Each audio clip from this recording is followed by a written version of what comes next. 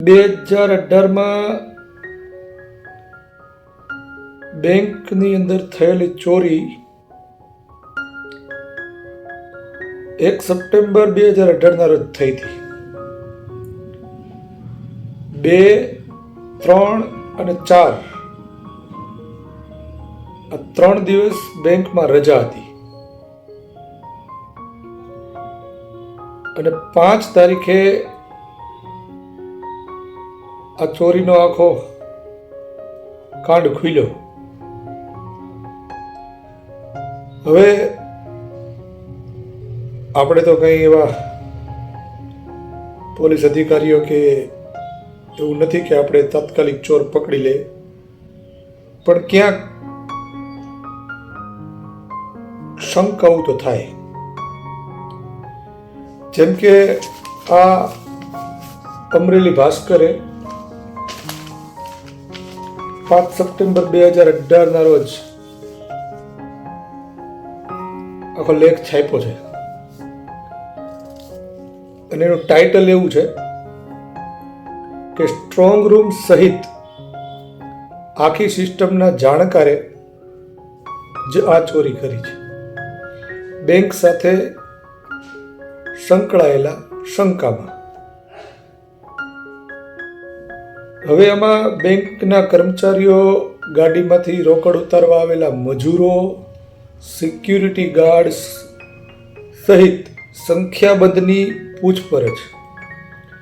તસ્કરે strong રૂમના દરવાજાને હાથ પણ ન લગાડ્યો જેથી સાયરન ન ગુંજ્યું. 3 દિવસની રજામાં બેંકના 4 સિક્યુરિટી ગાર્ડે શિફ્ટ વાઇઝ ફરજ બજાવી. એટલી વ્યવસ્થિત, શાંતિથી અને ચતુરાઈથી આ ચોરી કરવામાં આવી છે કે સિક્યુરિટી ગાર્ડોની આ ફરજ બજાવતા હતા એને ખબર નહોતી પડી. સ્ટ્રોંગ રૂમની અંદર જે સાયરન હોય એ નથી વાગ્યું, સિક્યુરિટી ગાર્ડને શું ખબર પડે? તસ્કરે બેંકની પાછળથી સ્ટ્રોંગ રૂમની પાછળના વેન્ટિલેટરની બારીના સળિયા તોડી સ્ટ્રોંગ રૂમમાં પ્રવેશ કર્યો. બધી બાબતોથી જાણકાર તસ્કરે હાથમાં ગ્લોવ્સ એટલે કે મોજા, મોઢા ઉપર બુકાની બાંધી અને બાદમાં કબાટમાંથી પૈસા ભર્યા હતા. જે હું ફોટો અત્યારે તમારી સામે મૂકી રહ્યો છું એ ફોટો બેંકમાં ચોરી કરતી વખતે સીસીટીવી કેમેરાનો છે, જોજો. સ્ટ્રોંગ રૂમમાં ચકલો પણ ફરકી ન શકે ત્યારે તસ્કરે એ વાત સારી રીતે જાણતો હતો કે એર સર્ક્યુલેશનની બારી તોડવાથી સાયરન પણ નહીં ગુંજે અને 3 દિવસની રજા હોવાથી ગાર્ડ પણ અંધારામાં રહેશે. એટલે આખો પ્લાન અગાઉથી તૈયાર જ હતો કે કેવી રીતે ચોરી કરી શકાય. એનો મતલબ એવો થાય કે ચોરી કરવા વાળો ઘણા સમયથી આ વસ્તુ ઉપર નજર રાખીને બેઠો હતો અને પ્લાન કર્યા પછી એ આ મોકાની તલાશમાં હતો કે બેંક બંધ થાય, 2-3 દિવસની રજા જે આવે છે ત્યારે આ વસ્તુ કરી નાખી. બરાબર. ચોર ચોરી કરવા માટે રાત્રે 8 વાગે બેંકની અંદર ઘૂસ્યો હતો અને 10:30 વાગે એ બેંકમાંથી બહાર નીકળ્યો. એટલે 9, 10 અને 10:30 2.5 કલાક બેંકની અંદર એને રહી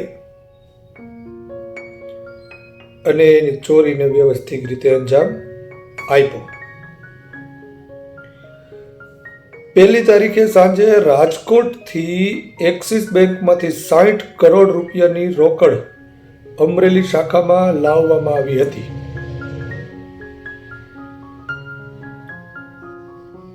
કેસ ઓફિસર અને કેશિયરની હાજરીમાં 7 મજૂર અને પટ્ટાવાળાએ આ રકમ સ્ટ્રોંગ રૂમમાં મૂકી હતી.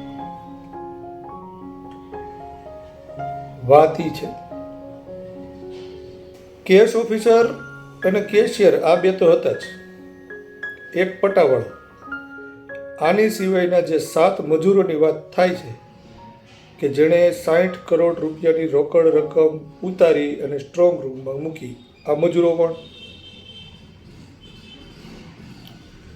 ત્યારબાદ 3 દિવસની રજામાં બેંકના 4 સિક્યુરિટી ગાર્ડે શિફ્ટ વાઇઝ ફરજ બજાવી બેંકમાં એટલી રોકડ હતી કે કેટલી રકમ ચોરાણી એ જાણવા માટે હાંજ પડી ગઈ. કેમ કે 60 કરોડ રૂપિયા તો પેલા રાજકોટથી આવ્યા જ હતા અને બેંક પાસે અગાઉના પૈસા પીડ્યા હોય, એટલે આ બધું ભેગું થયું તો નક્કી નહોતું થતું કેટલી ચોરી થઈ. એ આખો હિસાબ કર્યો ત્યારે હાંજે ખબર પડી. તો ખબર એવી પડી કે 66 કરોડ 91,60,140 રૂપિયા બેંકમાં પડ્યા. એટલે 60 ઓલા આવ્યા, 6 કરોડ 91,60,140 રૂપિયા બેંકમાં એને અગાઉથી હતા. એમાંથી 1,35,30,000 ચોરી થઈ. બરાબર. ચોરી કરવા વાળો કોણ?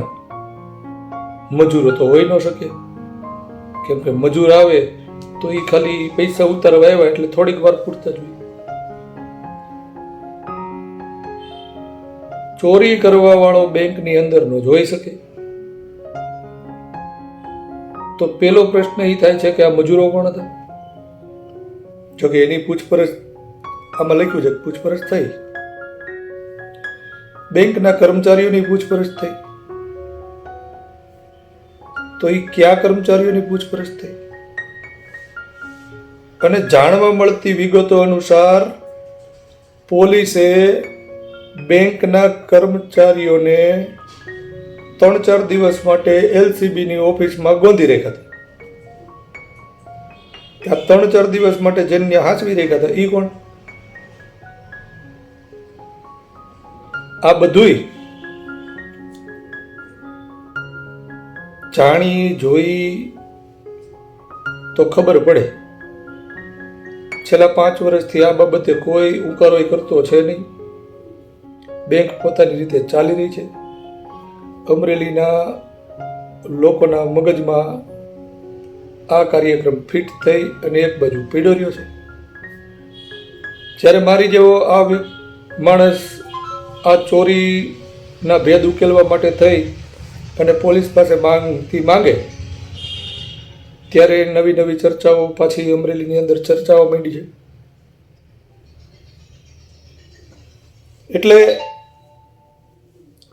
કહેવાનું એ થાય છે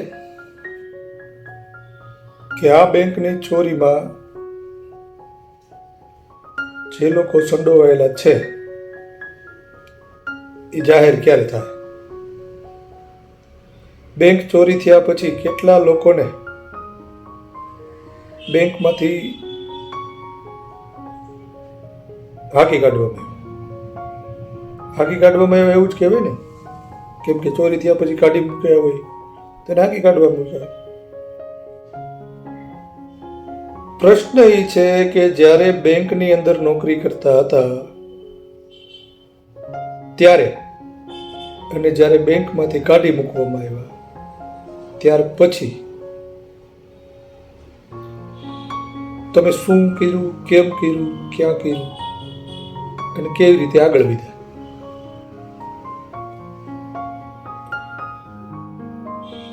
એસપી સાહેબને જ્યારે આ લોકોએ પૂછપરછ કરી હતી ત્યારે એસપી સાહેબે એવું કીધું હતું કે અમે અનેક લોકોની પૂછપરછ કરી છે અને કેટલીક અગત્યની જાણકારી પણ મળી છે. જ્યાં સુધી ભેદ નહીં ઉકેલાય ત્યાં સુધી અમારા માટે સૌ કોઈ શંકાના દાયરામાં રહેશે અને અમે કર્મચારીઓની પણ પૂછપરછ કરી રહ્યા છીએ. આ પૂછપરછ કરી અને હવે પછી કાર્યક્રમ પૂરો થઈ ગયો છે, કેમ કે જે એસપી આની અંદર જે તે સમયે ચોરી થઈ ત્યારે ફરજ બજાવતા હતા એ હવે રહ્યા નથી. બીજા જે આવ્યા છે એને કોઈ આમાં રસ હોય નહીં. પણ જ્યારે પણ આ વસ્તુનો ખુલાસો થશે કે આગળની કાર્યવાહીઓ ફરીથી ચાલુ થશે ત્યારે જે તે સમયના અધિકારીઓ હોય તેને તકલીફ રહેશે. એટલે આ વિડીયો દ્વારા હું એ કહેવા માંગુ છું કે જેણે પણ ચોરી કરી હોય એ એને મુબારક. પણ પબ્લિકના પૈસા હતા, પબ્લિકના ખંભે વજન હતું આ, અને ટેક્સ હજી પબ્લિક ભરી જ રહી છે. તો જેમ બને આ ચોરીનો જલ્દી ભેદ ઉકેલાય, ચોરો પકડાય, તો અમરેલીની પોલીસ માટે જે એક મોટું કલંક છે કે નિર્લિપ્તરાય જેવા બાહોશ અધિકારીના નાક નીચે આ ચોરી થઈને હજી ચોર પકડાના નથી, એ કલંક વયું જાય. આનાથી વિશેષ આપણી કોઈ મંશા હોઈ શકે નહીં, કેમ કે નિર્લિપ્તરાય સાહેબ જેવો બાહોશ અને હોશિયાર એસપી આ અમરેલીને મળવો મુશ્કેલ છે. એટલે જેની પાસે પણ કંઈ માહિતી હોય એ ક્યાંક ને ક્યાંક કોઈ પણ રીતે પોલીસને પોગાડતા રહ્યું તો સારી વાત છે. આગળ કાંઈ થશે તો ફરી તમારી વચ્ચે આવશું.